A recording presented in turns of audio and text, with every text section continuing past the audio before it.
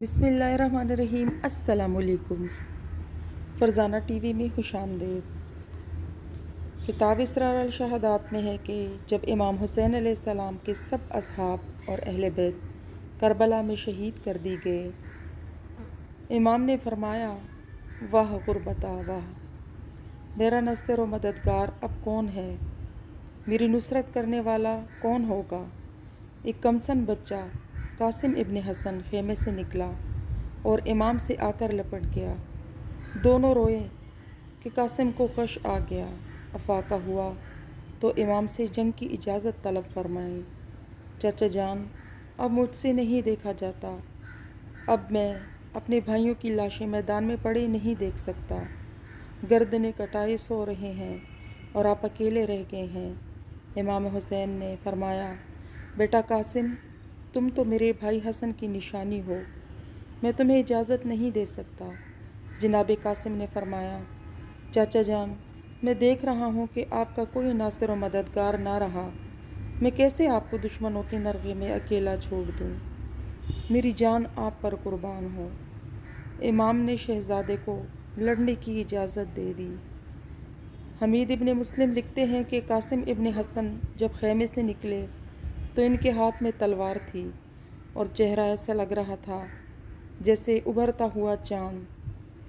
جیسے ہی جناب قاسم میدان جنگ میں آئے، ایک اونچی اور واضح آواز میں خود کو متعارف کروایا اور انہوں نے کتنی ہی مشہور جنگجوؤں کو واصل جہنم کیا۔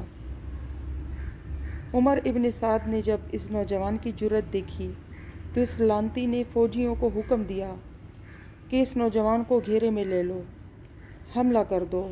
دشمنوں نے ہر طرف سے انہیں گھیر لیا اور تلواروں میں نیزوں، خنجروں اور تیروں کے ساتھ حضرت قاسم پر حملہ کیا۔ ایک لعنتی دشمن نے حضرت قاسم کے سر پر پیچھے سے اتنی زور سے حملہ کیا کہ حضرت قاسم گھوڑے سے زمین پر گر پڑے۔ حضرت قاسم زمین پر آتے ہی چلائے، اے اماں، اے چاچا، مدد کو آئیں۔ حضرت قاسم کو 200 دشمنوں نے گھیرا ہوا تھا۔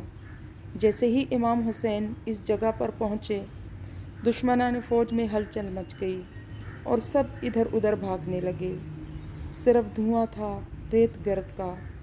جب تک امام وہاں پہنچے، شہزادہ قاسم اپنی زندگی گھوڑوں کے سموں میں پامال کر چکے تھے۔ قاسم ایسے تقسیم ہوئے کہ امام حسین علیہ السلام نے لاشیں کے ٹکڑے جمع کیے اور لا کر گنج شہداء میں علی اکبر کے لاشیں کے ساتھ رکھی اور دونوں لاشوں کے بیچ میں بیٹھ کر ایک ہاتھ قاسم کی لاش پر اور دوسری ہاتھ علی اکبر کی لاش پر رکھے اور آسمان کی طرف دیکھ کر ایک بار بولے، واہ غربتا، یا اللہ، یا اللہ، میں غریب ہو گیا ہوں، نہ میرا اکبر رہا، نہ میرا قاسم رہا۔